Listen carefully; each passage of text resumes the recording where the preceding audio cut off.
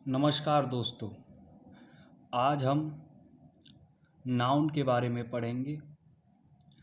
जैसा आपने अपनी पिछली कक्षाओं में बहुत पढ़ा हुआ नाउन के बारे में, लेकिन हम यहाँ पर बेसिक टू एडवांस लेकर के चलेंगे, यानी कि जीरो से लेकर के हम आगे बढ़ते जाएंगे। तो हम सबसे पहले नाउन की डेफिनेशन को डिस्कस करते हैं कि नाउन है क्या आखिरकार। दोस्तों, नाउन, जिसे आप हिंदी में संज्ञा कहते हैं, अगर हम इसे नॉर्मल भाषा में कहें तो इसका मतलब है कि नामकरण करना। और नामकरण क्यों किया जाता है? ताकि हम उन चीज़ों को पहचान सकें। जैसे किसी घर में कोई लड़का पैदा हुआ तो उसका नामकरण किया जाता है, यानी कि वहाँ पर उसका नाम रखा जाता है। या जैसे मान लीजिए उसका नाम रखा गया रोहन या मोहन या सोहन, ऐसे और भी कई सारे नाम। तो यहाँ जो रोहन, मोहन और सोहन शब्द हैं, ये केवल उसकी पहचान के लिए हैं, ताकि हम उसे इन नामों से पहचान सकें। जैसे मान लीजिए उसका नाम रोहन रखा गया, तो रोहन जो शब्द है अब उसकी पहचान है, ये उसके लिए स्पेसिफाई किया गया है कि उसका नाम रोहन है, ताकि हम उसे पहचान सकें। तो उस बच्चे की जो आइडेंटिटी है वो क्या है? रोहन है, यानी कि पहचान। ये तो आपका नॉर्मल लाइफ का है, लेकिन अगर आप इसी को ग्रामेटिकल तरीके में देखें, व्याकरण में देखें, तो नाउन, आपने पिछली कक्षाओं में पढ़ा होगा कि पर्सन, प्लेस और थिंग, यानी कि व्यक्ति, ये वस्तु और ये स्थान। आपने पुरानी कक्षाओं में पढ़ा होगा कि इन तीनों के नाम को क्या कहते हैं? आप नाउन कहते हैं, यानी कि किसी व्यक्ति, वस्तु या स्थान के नाम को क्या कहते हैं? आप नाउन कहते हैं। इन तीनों के नाम को नाउन कहते हैं। तो इसका मतलब क्या हुआ? इसका मतलब यही हुआ, आप किसी व्यक्ति, वस्तु और स्थान का क्या कर रहे हैं? आप नामकरण कर रहे हैं। नामकरण कर रहे हैं, यानी कि संज्ञा का कार्य क्या है? संज्ञा का कार्य है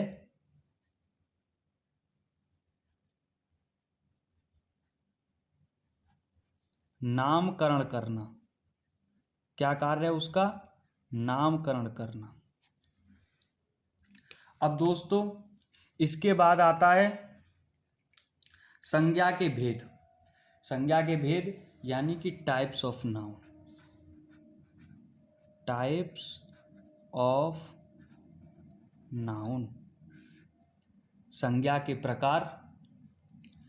अब संज्ञा के प्रकार किस प्रकार किए गए? जैसा कि आपने डेफिनेशन में या परिभाषा में पढ़ा है कि हम किसी व्यक्ति, वस्तु और स्थान के नाम को क्या कहते हैं? संज्ञा कहते हैं। तो इन्हीं तीनों के आधार पर नाउन के टाइप्स बनाए गए। और नाउन के टाइप्स के दो बेसिस हैं। कितने बेसिस हैं? दो बेसिस हैं। एक तो बेसिस है इनका फिजिकल प्रॉपर्टी को लेकर। कैसी प्रॉपर्टी को लेकर? फिजिकल प्रॉपर्टी को लेकर। और दूसरा है इनका काउंटिंग के आधार पर। किसके आधार पर? काउंटिंग के आधार पर। अब आप कहेंगे फिजिकल प्रॉपर्टी कैसे? तो फिजिकल प्रॉपर्टी दो तरह की होती है। जैसे कॉन्क्रीट नाउन, और सेकंड इसी में आ जाता है एब्स्ट्रैक्ट नाउन।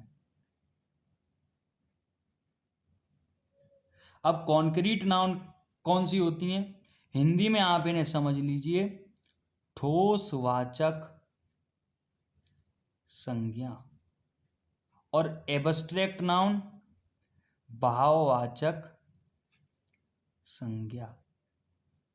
अब ठोसवाचक वह जिनका दुनिया में वजूद है, यानी कि जो दुनिया में फिजिकल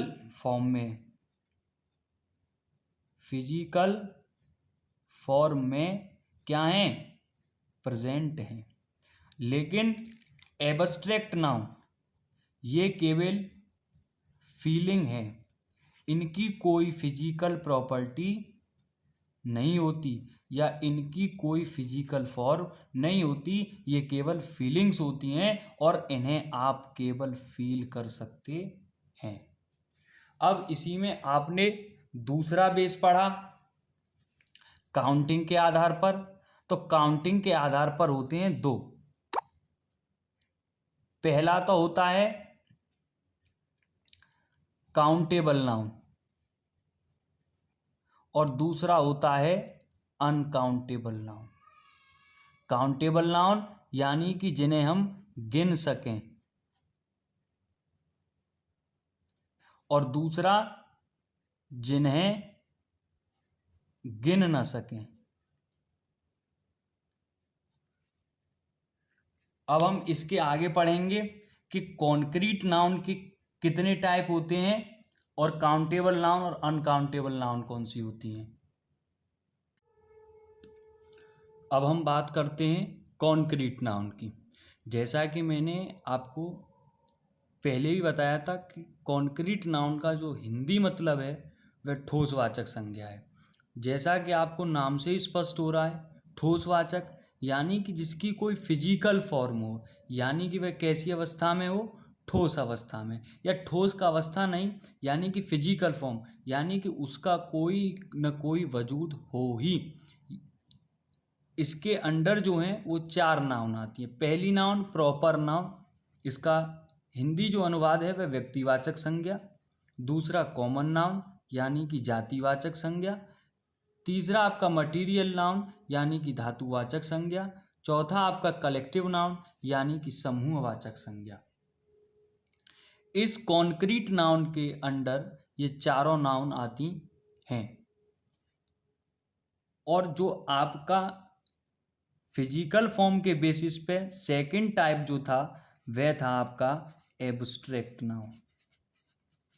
कौन सा था आपका? एब्स्ट्रैक्ट नाउन यानी कि भाववाचक संज्ञा। अब हम एक एक करके इन चारों टाइप्स और इस टाइप्स के बारे में डीपली अध्ययन करेंगे। तो पहला हम शुरुआत करते हैं प्रॉपर नाउन से। जैसा कि आपको नाउन से ही पता चल रहा है, प्रॉपर यानी कि कोई चीज अपने में पूर्ण है, और हिंदी अनुवाद से भी पता चल रहा है व्यक्तिवाचक संज्ञा। तो यहां से आपको लगेगा कि वह किसी व्यक्ति की बात करेगा, लेकिन नहीं, यहां केवल यह व्यक्ति की नहीं, यहां प्रॉपर चाहे वह पर्सन हो, चाहे प्लेस हो, चाहे वह थिंग हो, यानी कि विशेष व्यक्ति वस्तु स्थान, ऐसा व्यक्ति और ऐसी जगह और ऐसी वस्तु जो अपने में यूनिक हो, विशेष हो। ऐसी नाउन जो है किसके अंडर आएंगी? प्रॉपर नाउन के अंडर आएंगी। यानी कि प्रॉपर नाउन के अंडर कौन सी नाउन आती है? Proper person, proper place, proper thing. ऐसी चीजें, ऐसे नाम या जो अपने आप में यूनिक हैं, ऐसे जो नाउन वर्ड हैं वो प्रॉपर नाउन कहलाते हैं। और इसमें आपका अब सेकंड है कॉमन नाउन। यहां पे भी आपको पता चल रहा है जातिवाचक, यानी कि वह पूरी जाति को डिनोट करेगा। जैसे आप समझ लीजिए ये कॉमन वर्ड है। क्या है? Common word. किसके लिए? For whole community. कम्युनिटी समझिए आप समाज। जैसे कि आप कहते हैं लीडर, लीडर यानी कि नेता, और ये नेता कोई भी हो सकता है, एनीवन कैन बी लीडर। नेता कोई भी बन सकता है, इसके लिए कोई स्पेसिफाई हमें करने की जरूरत नहीं है कि ये नेता नहीं बन सकता है। देखिए आप यहाँ common noun, common word for whole community, ऐसा कॉमन वर्ड जो पूरे उस वर्ड से जुड़े हुए समाज को डिनोट करे। जैसे मैंने एक वर्ड यहाँ लिया लीडर यानी कि नेता, तो एनीवन कैन बी लीडर यानी कि नेता कोई भी बन सकता है, कोई जरूरी नहीं कि कोई स्पेसिफिक पर्सन ही नेता बने। तो लीडर कॉमन वर्ड है किसी भी नेता के लिए। जैसे आप कहें नरेंद्र मोदी,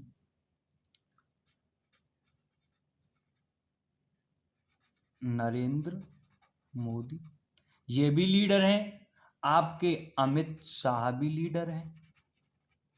तो इन दोनों के लिए कॉमन वर्ड है वो है लीडर, यानी कि ये दोनों क्या हैं, नेता हैं। यानी कि आप कह सकते हैं पॉलिटिशियन कहेंगे तो राजनेता हैं, और लीडर कहेंगे तो केवल नेता हैं। अगर आप अब एक और एग्जाम्पल से समझना चाहें तो आप ले सकते हैं बॉय। अब बॉय के अंडर कौन कौन से आ सकते हैं, जैसे राम है, आपका श्याम है, मोहन है। तो ये सभी जो हैं, इन तीनों में क्या कॉमन बात है, क्या कॉमन बात है कि ये तीनों जो हैं बॉय हैं, यानी कि ये तीनों लड़के हैं। इन तीनों में यही कॉमन बात है। तो कॉमन नाउन का मतलब क्या है कि हम उसमें कॉमन चीज ढूंढ रहे हैं। जैसे मैं कह दूं गर्ल, तो आप गर्ल के लिए कहेंगे श्यामा कह दीजिए, आप कोमल कह दीजिए, आप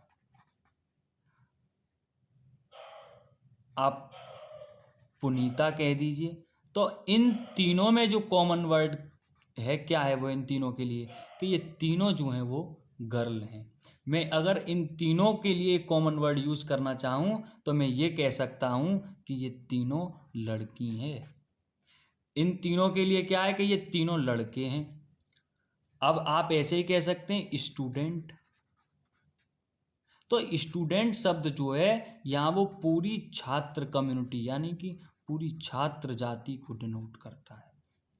जैसे आपने एक संस्थान का नाम सुना होगा AVBP, ये संगठन है अखिल भारतीय विद्यार्थी परिषद, अखिल भारतीय विद्यार्थी परिषद, यानी कि ये एक ऐसी संस्था है जो भारत के विद्यार्थियों को जोड़ती है। तो यहाँ जो स्टूडेंट वर्ड है ये कम्युनिटी को डिनोट कर रहा है, पूरी छात्र कम्युनिटी के लिए। स्टूडेंट कोई भी हो सकता है, चाहे फिर वह बॉय हो सकता है या वह गर्ल भी हो सकती है। राम भी स्टूडेंट हो सकता है और कोमल भी स्टूडेंट हो सकता है। अगर क्लास के पर्पस से देखें, on the basis of class, अगर क्लास के आधार पर देखें तो इन दोनों में क्या कॉमन बात है कि ये दोनों स्टूडेंट हैं। तो अब आप यहाँ से एक बात समझिए कि कॉमन नाउन का मतलब ही क्या है, कॉमन, यानी कि उन सब चीज़ों में कोई उभयनिष्ठता हो। क्या हो, उभयनिष्ठता, कोई भी बात एक कॉमन। जैसे आप कहते हैं ना कि तेरी और मेरी एक आदत मैच है, यानी कि आप अपनी आदत दूसरे जैसी ढूंढ रहे हैं, तो यानी कि आप एक दूसरे में क्या ढूंढते हैं, कॉमन बातें ढूंढते हैं। क्या ढूंढते हैं आप, एक दूसरे में कॉमन बातें ढूंढते हैं। तो ये कॉमन नाउन जो है वो आपकी डेली लाइफ से जुड़ा हुआ है। जैसे आप कहते हैं तुझे भी खाना पसंद है, मुझे भी खाना पसंद है, तो ये जो बात है खाना खाने की, ये आप दोनों में है। जैसे आपका एक दोस्त है, वह भी बहुत होशियार है और आप भी बहुत होशियार हैं, तो आप दोनों एक दूसरे में कॉमन बात ढूंढ रहे हैं। जैसे आप कहेंगे आप एक शब्द सुनते हैं जैसे बॉयफ्रेंड एंड गर्लफ्रेंड, इसे कुछ लोग दूसरे अर्थ में लेते हैं। बॉयफ्रेंड का मतलब क्या है कि कोई लड़का दोस्त है, और गर्लफ्रेंड का मतलब क्या है, कोई लड़की दोस्त है। तो इसमें ऐसा तो कुछ है नहीं जो लोग इसे ऐसे यूज करते हैं। लेकिन अगर बॉयफ्रेंड है यानी कि एक बात कॉमन है। अगर किसी लड़के का लड़का फ्रेंड है तो आप उसे जस्ट फ्रेंड कहते हैं। क्या कहते हैं आप इसे? Just friend. फिर आप वहाँ पे बॉय यूज नहीं करते, फिर वहाँ पे आप केवल फ्रेंड यूज करते हैं। क्या करते हैं? फ्रेंड। और जैसे किसी लड़की की लड़की ही दोस्त है तब भी आप वहाँ पे गर्ल नहीं कहते, केवल फ्रेंड कहते हैं। जब अपोजिट के लिए यूज करते हैं तब गर्ल और बॉय हमें स्पेसिफाई करना पड़ता है। क्या करना पड़ता है? Specify for opposite sex. यानी कि अगर उन दोनों का जेंडर अलग अलग है, क्या अलग अलग है? जेंडर अलग अलग है, तो हमें स्पेसिफाई करना पड़ता है कि आपका फ्रेंड कौन है, कोई लड़का दोस्त है या कोई लड़की दोस्त है। तो कॉमन नाउन का मतलब ही क्या है? उभयनिष्ठता, यानी कि उसमें कोई भी कॉमन चीज होनी चाहिए। जैसे मैंने कहा बॉय, राम, श्याम, मोहन, इन तीनों में क्या कॉमन चीज है कि लड़के हैं। गर्ल में श्यामा, कोमल और पुनीता, ये तीनों क्या हैं? लड़कियां हैं। तो ये जो गर्ल और बॉय है वो इन तीनों के लिए और गर्ल इन तीनों के लिए क्या है? कॉमन नाउन है। ये कॉमन वर्ड है। जैसे स्टूडेंट, छात्र। अगर मैं राम और कोमल को क्लास के बेसिस पे देखूं तो ये क्या है? दोनों स्टूडेंट हैं दोनों। तो अब हम आगे बात करेंगे कलेक्टिव नाउन की। अब आगे बात करते हैं हम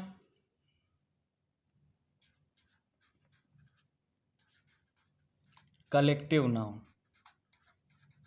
यानी कि समूहवाचक संज्ञा। अब यहाँ पे भी आपको पता चल रहा है कलेक्टिव, यानी कि एक बात यहाँ से वर्ड मुझे पता चला कि कलेक्शन तो होगा। यहाँ से भी मुझे पता चला गया समूह, यानी कि ग्रुप तो होना चाहिए ही चाहिए। अब यहाँ आप एक बात समझिए, कलेक्शन भी कैसी चीज़ों का होगा? कलेक्शन भी यहाँ पे सिमिलर थिंग्स का होगा। कैसी थिंग्स का होगा? सिमिलर। जैसे आप एक वर्ड यूज करते हैं डिनर सेट। क्या करते हैं? Dinner set. बहुत ही नॉर्मल वर्ड है जिसे आप यूज करते हैं। तो डिनर सेट में क्या आपने कभी देखा है कि वहाँ पे किचन के सामान के अलावा, किचन के ऑब्जेक्ट्स अलावा कभी आपने देखा है बेड आता हुआ? नहीं आता। उसके साथ बेड नहीं आता। डिनर सेट में क्या होंगे? गिलास और आपका बाउल एसेट्रा, ऐसी चीज़ें जो किचन के लिए यूज की जाती हों। ऐसा नहीं कि उसमें बेड का या आपका पिलो, ऐसी चीज़ें नहीं आएंगी। तो यहाँ से एक बात समझने के लिए हमें काफ़ी है कि कलेक्टिव नाउन का मतलब ही क्या है। कलेक्शन तो होगा लेकिन कैसी चीज़ों का होगा? सिमिलर थिंग्स, यानी या कनेक्टेड थिंग्स आप कह सकते हैं। यानी कि ऐसी चीज़ें जिन दोनों में या जिनमें कोई संबंध हो। क्या हो? संबंध हो। कैसा हो? परस्पर संबंध हो। जैसे मैं आपसे कह दूं, आप कहते हैं आर्मी, तो ये ग्रुप ऑफ सोल्जर्स है। कौन है? ग्रुप ऑफ सोल्जर्स है। यहाँ आपको सब फौजी मिलेंगे। क्या मिलेंगे? फौजी। आप कहते हैं पुलिस, तो यहाँ सब आपको पुलिस मिलेंगे, पुलिसमैन मिलेंगे। यहाँ आपको कोई पुलिस वाला नहीं मिल सकता है फौज में, और पुलिस में आपको कोई फौजी नहीं मिलेगा। हाँ, रिटायरमेंट के बाद आ जाएं तो बात दूसरी है, लेकिन पुलिस में सब पुलिसमैन होते हैं और आर्मी सोल्जर्स की होती है। जैसे आप कहते हैं क्लास, तो क्लास केवल स्टूडेंट्स की होती है। इसमें कोई सीनियर सिटीजन आकर बैठ जाएगा तो वह क्लास नहीं कहलाएगी। अगर स्टूडेंट के तौर पर नहीं बैठा है, अगर स्टूडेंट के तौर पर बैठता है तो क्लास है। लेकिन आप कह दें गैंग, कह दें गैंग, तो आप इसे क्या क्लास कह सकते हैं? नहीं, कभी नहीं कह सकते, क्योंकि गैंग तो किसका होता है? गूंज, गुंडों का होता है गैंग। क्लास किसकी होती है? स्टूडेंट्स की क्लास होती है। तो कलेक्टिव नाउन से समझने के लिए इतना ही काफ़ी है कि कलेक्टिव नाउन का मतलब है समूहवाचक संज्ञा, यानी कि कलेक्शन तो होना है, लेकिन कलेक्शन होना कैसी चीज़ों का है? सिमिलर थिंग्स का होना है, कनेक्टेड थिंग्स का होना है, यानी कि जो चीज़ें परस्पर संबंध हो, जिन दोनों में कोई जुड़ाव हो, यानी दोनों एक दूसरे से कोई परस्पर संबंध रखती हों। अगर आप नॉर्मल देखना चाहें तो इसमें भी आप कॉमन चीज़ देख सकते हैं। तो यानी कि आप एक यहाँ बात समझ सकते हैं कि गिलास और बाउल में क्या एक चीज़ कॉमन है, कि दोनों ही क्या है? किचन के सामान है। आर्मी, आप मान लिए सभी सोल्जर्स में क्या कॉमन है? कि वे एक आर्मी का एक हिस्सा है, आर्मी के एक सोल्जर है। ऐसी आप पुलिसमैन में देख सकते हैं, ऐसी स्टूडेंट वाला क्लास जो है, मैंने बताया आपको कि वहाँ पे कोमल और जो रोहन है वो दोनों स्टूडेंट हैं। तो ये कॉमन नाम हुआ था, लेकिन इन्हीं स्टूडेंट से मिलकर के जो चीज़ बनी तो फिर वह क्लास बन गई। अब आगे हम बात करेंगे मटेरियल नाउन। अब हम आगे बात करते हैं मटीरियल नाउन की। तो जैसा कि नाम से ही पता चल रहा है, मटीरियल नाउन यानी कि धातुवाचक संज्ञा। इसके अंडर जो आते हैं वो फूड प्रोडक्ट्स और मेटल्स। फूड प्रोडक्ट्स के लिए आप शुगर और साल्ट, और मेटल्स के लिए आयरन और ब्रास। इसकी नॉर्मल डेफिनेशन है मटेरियल नाउन यानी कि धातुवाचक संज्ञा। अब आप इसमें फिफ्थ देख सकते हैं, जो सबसे मोस्ट इम्पोर्टेंट नाउन होता है वो एब्स्ट्रैक्ट नाउन होता है, जिसे आप हिंदी में भाववाचक संज्ञा कहते हैं। इसे आप फील तो कर सकते हैं लेकिन टच नहीं कर सकते। इसे आप क्या कर सकते हैं? फील कर सकते हैं, लेकिन टच नहीं कर सकते हैं। टच आप किसको कर सकते थे? टच आप करते थे कॉन्क्रीट नाउन को। इसीलिए मैंने जो आपको बताया था कि वो फिजिकल फॉर्म में प्रेजेंट होता है। एब्स्ट्रैक्ट नाउन की कोई फिजिकल फॉर्म नहीं होती, इसीलिए आप इसे फील तो कर सकते हैं लेकिन टच नहीं कर सकते हैं। जैसे इसका अगर आप एग्जाम्पल लेना चाहें, लव, जिसे आप हिंदी में कहते हैं प्रेम और प्यार, जो कि आप लोगों का फेवरेट टॉपिक होता है। जैसे आप इसको फील कर सकते हैं प्यार को, लेकिन क्या आप इसे कभी टच कर सकते हैं? यानी कि महसूस कर सकते हैं, लेकिन इसे स्पर्श या इसे आप छू नहीं सकते। ऐसे ही आप समझना चाहें हेट, यानी कि नफरत। अगर हिंदी में आप इसे कहना चाहें तो घृणा। इसे भी आप फील कर सकते हैं, टच नहीं कर सकते। तो जो जनरल डेफिनेशन है वो एब्स्ट्रैक्ट नाउन की वैतनी है कि ऐसी चीज़ें जो फील होती हैं लेकिन टच हम जिन्हें नहीं कर सकते हैं, एब्स्ट्रैक्ट नाउन कहलाती हैं। जैसे कि लव, आप इसे फील कर सकते हैं, टच नहीं कर सकते। जैसे कि आपका हेट, नफरत, घृणा, आप इसे फील कर सकते हैं लेकिन टच नहीं कर सकते। अब हम बात करते हैं masculine and feminine nouns denoting people, यानी मैस्कुलिन और फेमिनिन, यानी कि पुरुषवाचक और स्त्रीवाचक। पुरुषवाचक और स्त्रीवाचक। ऐसे मैस्कुलिन पुरुषवाचक जो पुरुष को डिनोट करे, फेमिनिन जो स्त्री को डिनोट करे। यानी कि मैस्कुलिन और फेमिनिन जो हैं पीपल्स को क्या करती हैं? डिनोट करती हैं। तो इसमें फॉर्म्स हैं, पहला डिफरेंट फॉर्म्स, जैसे बॉय गर्ल, लड़का और लड़की, ये मैस्कुलिन है, ये फेमिनिन है।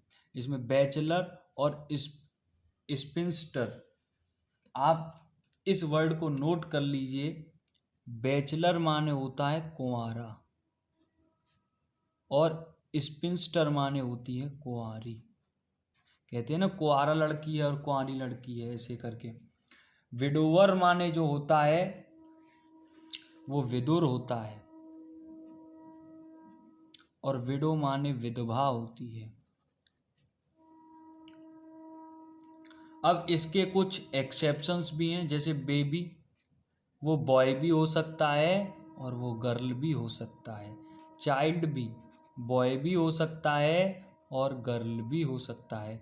कजिन आपकी कोई बहन भी हो सकती है और कोई आपका भाई भी हो सकता है। पेरेंट यानी कि मदर और फादर, तो इसमें दोनों जेंडर क्या हो जाते हैं, इंक्लूड हो जाते हैं। तो ये इनके कुछ एक्सेप्शंस हैं और ये डिफरेंट फॉर्म्स है, बॉय और गर्ल, बैचलर, स्पिंस्टर, विडोवर और विडो। और बेबी दोनों के लिए यूज होता है, चाहे बॉय बेबी हो चाहे गर्ल बेबी हो। चाइल्ड भी दोनों के लिए यूज होता है, कजिन बॉय गर्ल दोनों के लिए यूज होता है। पेरेंट्स भी मदर हो या फादर दोनों के लिए यूज होता है। अब आप इसी में दूसरा देखेंगे, अर्ल एंड काउंटेस। अर्ल का मतलब होता है राजा, और काउंटेस का जो होता है, अगर आप नॉर्मली देखें तो अमीर की स्त्री। और इसका एक दूसरा मतलब कुलीन स्त्री भी होता है, बेगम भी होता है काउंटेस का। तो ये भी इसकी क्या है, डिफरेंट फॉर्म है। जैसे किंग और क्वीन, किंग का राजा, क्वीन की रानी। लेकिन अब इसमें कुछ ऐसी फॉर्म्स हैं जो सेम होती हैं। कैसी फॉर्म्स हैं, सेम फॉर्म्स। जैसे आर्टिस्ट कोई भी हो सकता है, चाहे वह बॉय हो चाहे वो गर्ल हो। ऐसे ही सेम कुक है, ऐसे ही डांसर, डांसर लड़का लड़की कोई भी हो सकता है। ड्राइवर भी कोई हो सकता है, डॉक्टर भी कोई हो सकता है। ऐसे ही आपका टीचर भी कोई हो सकता है, चाहे वह लड़की हो चाहे लड़का हो। इसके भी कुछ एक्सेप्शन से अपवाद हैं जहाँ ये नियम नहीं लागू होता है। जैसे आप एक्टर, अब आप कहेंगे एक्टर तो कोई भी हो सकता है, लेकिन नहीं, अगर मेल एक्टर है तो वो एक्टर कहलाता है, और कोई फीमेल है तो वो एक्ट्रेस कहलाती है, अभिनेता और अभिनेत्री। ऐसे ही होस्ट, जैसे प्रोग्राम होस्ट करते हैं ना, तो जो अगर लड़का करता है तो वह होस्ट कहलाता है, और लड़की करती है तो वह होस्टेस कहलाती है। ऐसे ही आप हियर माने उत्तराधिकारी, और हियरेस का हो जाता है उत्तराधिकारिणी। वेटर जो खाना परोसते हैं, और उसी का जो फीमेल वर्जन होता है वह वेटरेस होती है। तो यहाँ पे समझे आप, सेम फॉर्म कोई भी हो सकता है, आर्टिस्ट, कुक या dancer, driver, doctor, teacher, boy या गर्ल, दोनों में से कोई भी हो सकता है। बॉय भी हो सकता है और गर्ल भी हो सकता है। लेकिन एक्टर का एक्ट्रेस फीमेल होता है, फेमिनिन से मैस्कुलिन या मैस्कुलिन से आप फेमिनिन चेंज जो करते हैं वो। जैसे एक्टर मैस्कुलिन है तो इसका फेमिनिन एक्ट्रेस हो जाएगा, होस्टेस का होस्टेस, ईयर का ईयरेस, और वेटर का वेटरेस। ईयर माने उत्तराधिकारी होता है, क्या होता है, उत्तराधिकारी, और इसका उत्तराधिकारिणी। इसके बाद जो नेक्स्ट टॉपिक आता है वह आता है प्लूरल बनाना। जो नॉर्मली जो प्लूरल बनते हैं वह किसी भी सिंगुलर में आप एस जोड़ देंगे तो वह क्या बन जाता है, प्लूरल बन जाता है। जैसे आप डे का डेज कर देते हैं और डॉग्स का आप डॉग्स कर देते हैं, यहाँ आपने एस जोड़ दिया नॉर्मली और बन गया। लेकिन इसके कुछ रूल्स भी हैं, जनरली रूल्स हैं। जैसे कुछ ऐसे नाउन जिनका लास्ट वर्ड सी एच हो, एस एच हो, या एस एस हो, या ओ एक्स और एक्स हो। C H, S H, S S और क्या हो, एक्स हो।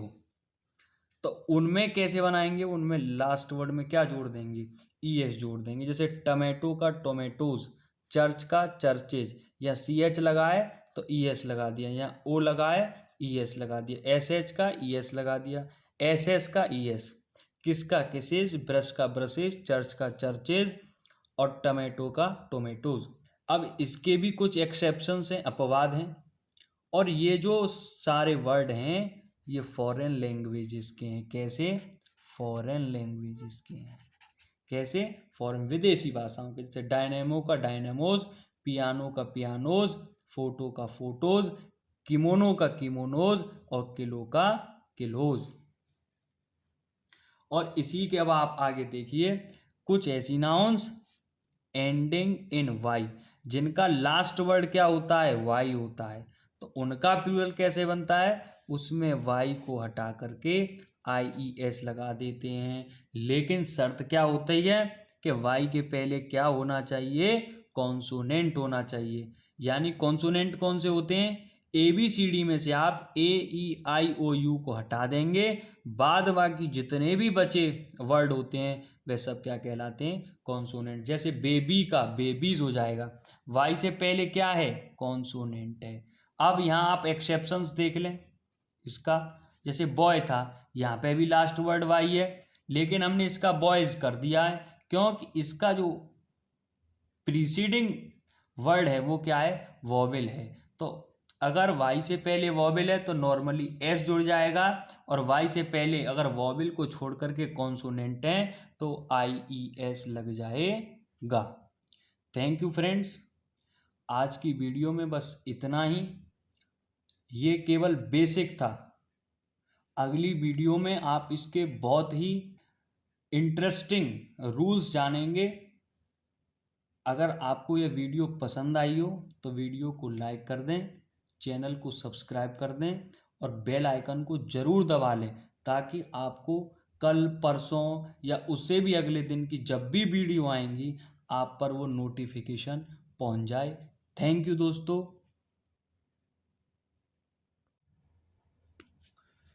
फ्रेंड्स, अब आगे बात करते हैं ऐसी नाउन्स के बारे में जिनका लास्ट वर्ड एफ होता है या एफ ई होता है। तो इसमें क्या करते हैं, एफ और एफ ई को तो हम हटा देते हैं और उसकी जगह VES को जोड़ देते हैं। ऐसे टोटल 12 नाउन है।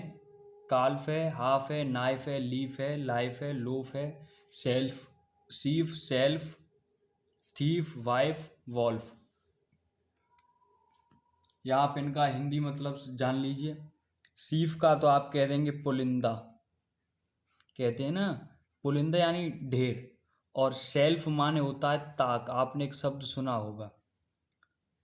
थीफ माने चोर, वाइफ माने पत्नी, वॉल्फ माने भेड़िया। तो ये 12 नाउन्स ऐसी हैं जिनमें से एफ को हम हटा देते हैं और VES को लगा देते हैं। जैसे मैंने काल्फ में से एफ को हटा दिया और जोड़ दिया VES, ऐसे ही वाइफ में से FE को हटा दूंगा और VES को लगा दूंगा। अब आगे बात करते हैं ऐसे नाउन्स की जो वर्ब प्लस ER फॉर्म के होते हैं। जैसे हैंगर ER लगा हुआ है और आगे हैंग जो है वर्ब लगा हुआ है। तो इनका जब हम प्लूरल बनाते हैं तो पहले ही वाले वर्ब प्लस ER में ही हम S जोड़ देते हैं। ऐसे रनर ER लगा है और रन एक वर्ब है, इसी तरह आप इसमें S जोड़ देंगे और रनर्स अप हो जाएगा। अब कुछ कंपाउंड नाउन होते हैं और कंपाउंड नाउन का जो फॉर्म होता है कैसा होता है, noun plus preposition plus noun. जैसे लेडी इन वेटिंग, तो इसमें लेडी शब्द को ही चेंज कर देंगे और लेडीज इन वेटिंग कर देंगे। जैसे सिस्टर इन लॉ, तो यानी कि सौतेली बहन, और जैसे कि उसकी बहुत सारी सौतेली बहन है तो सिस्टर्स इन लॉ, तो यहाँ केवल पहले वर्ड में S लगा देंगे। अब आगे बात करते हैं फ्रेंड जिन्हें आप नॉर्मली शॉर्ट फॉर्म्स कहते हैं। जैसे आप कहते हैं ना MP, जैसे आप नॉर्मल कहते हैं सांसद हिंदी में, तो आप MP हुआ, VIP हुआ, इन्हें कहते हैं शॉर्ट फॉर्म है ये। तो पहली बात तो इनको जो इनका जो स्टैंडर्ड नेम है इन्हें इनिशियल्स कहते हैं। क्या कहते हैं दोस्तों, इन्हें इनिशियल्स कहते हैं। और MP का जो प्लूरल बनेगा वो MPs बनेगा। स्मॉल छोटा सा S लगता है, इसका जो फॉर्म होता है वो मेंबर्स ऑफ पार्लियामेंट होता है। इसी प्रकार आप VIP का VIPs होता है, वेरी इंपॉर्टेंट पर्सन्स। तो फ्रेंड्स ये बात यहाँ याद रखने की ज़रूरत है कि जिन्हें आप शॉर्ट फॉर्म्स कहते हैं वो शॉर्ट फॉर्म्स नहीं होती बल्कि क्या होती हैं, इनिशियल्स होती हैं। क्या कहते हैं उन्हें, हम इनिशियल्स कहते हैं। थैंक यू फ्रेंड्स, आज की वीडियो में बस इतना ही। कल की वीडियो में हम डिस्कस करेंगे कि